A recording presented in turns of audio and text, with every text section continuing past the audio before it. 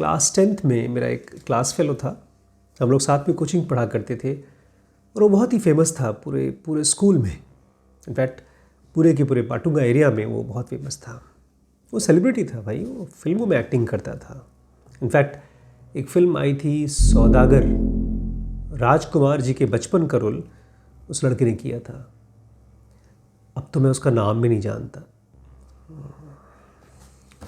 खैर, फेमस होना कितनी अच्छी चीज़ है या कितनी ख़तरनाक चीज़ है एक स्पिरिचुअल आदमी के लिए। आप कितने भी कम जाने जाते हों, कम से कम आपके आसपास के 2-4 लोग तो आपको जानते ही हैं। और अब तो इंटरनेट का ज़माना है, हर आदमी डिसाइड कर सकता है कि वो कितना फेमस है।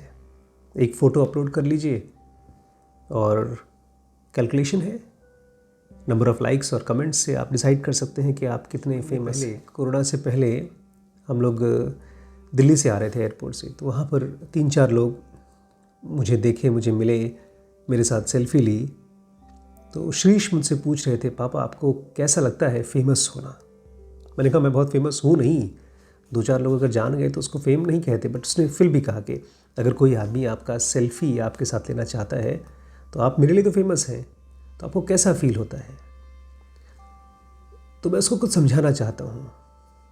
अभी वो शायद छोटा बच्चा है, उसको तो मैंने समझा दिया था वहाँ पर एयरपोर्ट पे, जो मुझे बताना था बता दिया था मैंने।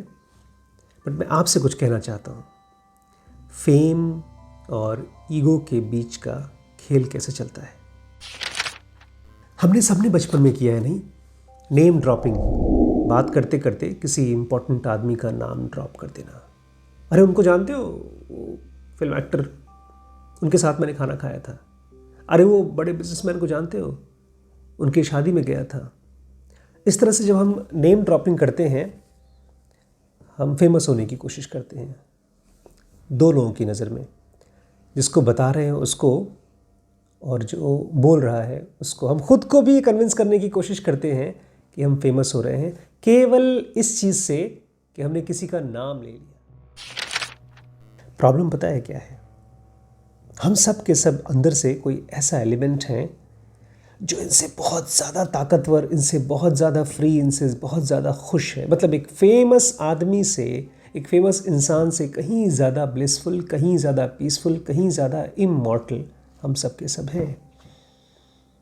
लेकिन वो छुप जाता है। फेमस होने की बेवकूफ़ी भरी कोशिश में हम अपनी मेंटल इमेज इकट्ठा करना शुरू कर देते हैं। ऐसे समय जैसे आपने अपने दिमाग में ढेर सारी फ़ोटोज़ बना रखी हैं अलग अलग पोज में, और उन फोटोज़ को आप इकट्ठा करने की कोशिश कर रहे हैं दूसरों की आंखों में। और इस पूरी कोशिश में जो आप रियलिटी में हैं वो ऑब्सक्योर हो जाता है, खो जाता है कहीं पीछे, बहुत दूर। और ये खेल बड़ा चक्कर का है। जितने भी लोगों से आप मिलते हैं, ज़्यादातर लोग आपसे मिलकर के अपनी इमेज को बढ़ाना चाहते हैं। आप भी उनसे मिलकर के अपनी इमेज को बढ़ाना चाहते हैं। बेचारों उनमें से किसी को भी नहीं पता, और आपको भी शायद नहीं पता कि आप सामने वाले में बिल्कुल इंटरेस्टेड नहीं हैं। आप केवल एक चीज़ में इंटरेस्टेड हैं, अपनी एक फिक्टिशियस झूठ मूठ की सेल्फ, झूठ मूठ की फ़ोटो। झूठ मूठ की मतलब ऐसे, एक बूढ़ा आदमी कई साल पहले उसने अपनी फ़ोटो ली हो, उसमें वो जवान दिखाई देता हो, काले बाल, काली मूछ, यंग मसल्स, और अब बुढ़ापे में उन्हीं मसल्स को फिर से रिवाइव करने की कोशिश करें। ऐसे ही हम सब भी करते। हम सब के मन में एक इमेज है। वो इमेज, जो फेमस इमेज है, वो ऐसी ही है जैसे कि एक बूढ़ा आदमी जवानी की इमेज अपने मन में बैठाए हो। हम सब की जवानी मतलब एक फेमस इंसान। उस इमेज को हम लोग दूसरों से मिल करके क्रिएट करने की कोशिश करते रहते हैं। आप दूसरों से, दूसरे आप से। लोगों को लगता है कि अगर वो आपको जान जाएं तो वो और बढ़ जाएंगे, उनकी खुशी और बढ़ जाएगी, उनकी सीमा और बढ़ जाएगी, वो और ताकतवर हो जाएंगे। या शायद उनके भी मन में आपके लिए, आपके मन में जैसे उनके लिए है, एक लार्जर देन लाइफ पिक्चर। मैं शीश से ही बता रहा था कि वो आदमी मुझे नहीं मिल रहा है, उस आदमी के मन में मेरी एक इमेज है, और उसी इमेज को कनेक्ट करना चाहता है। और सेल्फी वो मेरे लिए नहीं ले रहा है, सेल्फी इसलिए ले रहा है बिकॉज वो खुद को एक बड़ा इंसान महसूस कराना चाहता है, क्योंकि वो किसी को बड़ा मानता है, और उसके साथ उसकी सेल्फी है। हमारा ईगो ढेर सारे पागलपन करता है। उसमें से एक पागलपन है, इसको मैं कहता हूँ absurd over evaluation of fame. Famous होने को हमारा ईगो कुछ ज़्यादा ही ओवर इवैल्यूएट करता है। जितनी इंपॉर्टेंट चीज़ है उससे कहीं ज़्यादा इंपॉर्टेंट मानता है। और बहुत बार तो बेचारे फेमस लोगों को ये बीमारी लग जाती है। श्री राजेश खन्ना जी को ये बीमारी हो गई थी। बहुत से सेलिब्रिटीज़ को ये बीमारी हो जाती है। उनके मन में एक झूठी इमेज होती है। उनको लगता है जब 1000 लोग आपके बारे में बात कर रहे हैं तो ज़रूर मैं फेमस होऊंगा, और उसी चीज़ को वो फिर से रिन्यू करने की कोशिश करते रहते हैं, लेकिन वो हो नहीं पाती है। और बेचारे वो भूल जाते हैं कि वो मॉर्टल्स हैं, आम इंसान हैं। उनको भी भूख लगती है, वो भी घूमना फिरना चाहते हैं, उनको भी प्यार चाहिए होता है, और वो अपने आप को लार्जर देन लाइफ महसूस करना शुरू कर देते हैं और आसपास के लोगों को छोटा महसूस कराना शुरू कर देते हैं। और बेचारे इसीलिए अपने आसपास के लोगों से वो एलिएनेट हो जाते हैं, दूर हो जाते हैं। उनके रिश्ते नहीं बन पाते, वो गहरे से किसी से जुड़ नहीं पाते। बेचारे हर रोज़ दुखी होते जाते हैं। इसीलिए बहुत से सेलिब्रिटीज़ ड्रंकर्ड हो जाते हैं, शराब की आदत पड़ जाती है, और बेचारे अपने ही पॉपुलैरिटी पर डिपेंडेंट हो जाते हैं। वो शहर में निकलते नहीं हैं, लोगों से मिलते नहीं हैं, क्योंकि अब वो उतने पॉपुलर नहीं रह गए। या तो वहीं जाएंगे जहाँ पर ढेर सारे लोग उनको एक फ़ैन बेस का फीलिंग कराते हैं, उनको इम्पोर्टेंट फील कराते हैं। एल्बर्ट आइंस्टीन, जो कि शायद अपने ज़माने में इस दुनिया का सबसे फेमस इंसान था, ऑलमोस्ट सुपर ह्यूमन कैपेबिलिटी मानी जाती थी उनके अंदर में। उनकी इंटेलिजेंस को देख करके बहुत समझदार आदमी थे वो कभी भी अपनी इमेज के साथ जो लोगों ने उनके बारे में बना रखी थी वो आइडेंटिफाई नहीं करते थे।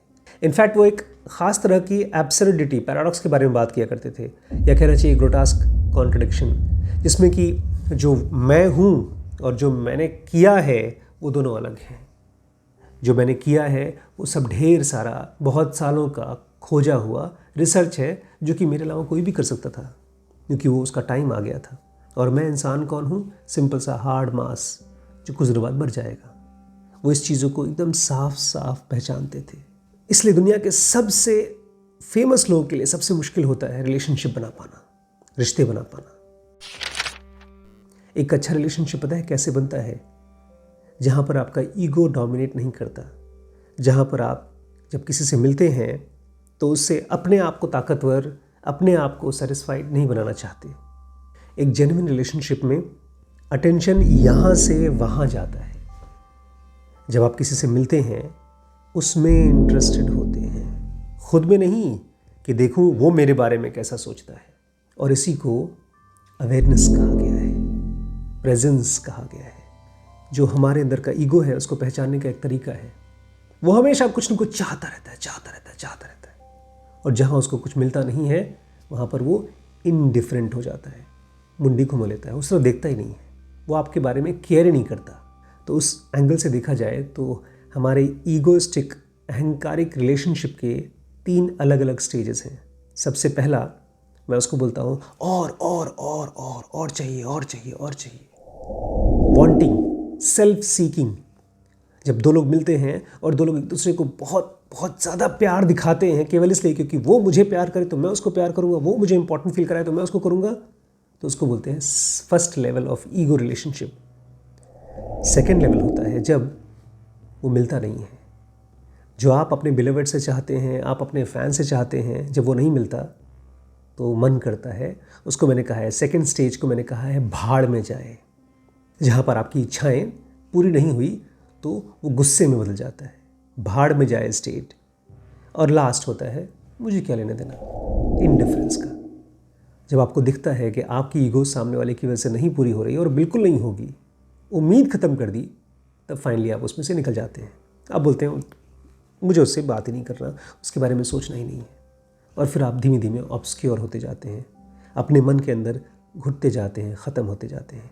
इसलिए मैंने शीर्ष से कहा, फेमस होना तुम्हारे हाथ में नहीं है, और फेमस होना ना कोई बहुत अच्छी बात है ना तो बहुत ख़राब बात है। फेमस होने का मतलब है तुम्हें कुछ लोग जानते हैं और वो भी तुम्हें नहीं जानते, वो केवल तुम्हारे शरीर को और तुम्हारे कुछ थोड़े मोड़े कृत्यों को जानते हैं, जो कुछ दिनों बाद भूल जाएगा। इसलिए लोग तुम्हें जाने इससे ज़्यादा इम्पॉर्टेंट है तुम खुद को जानो।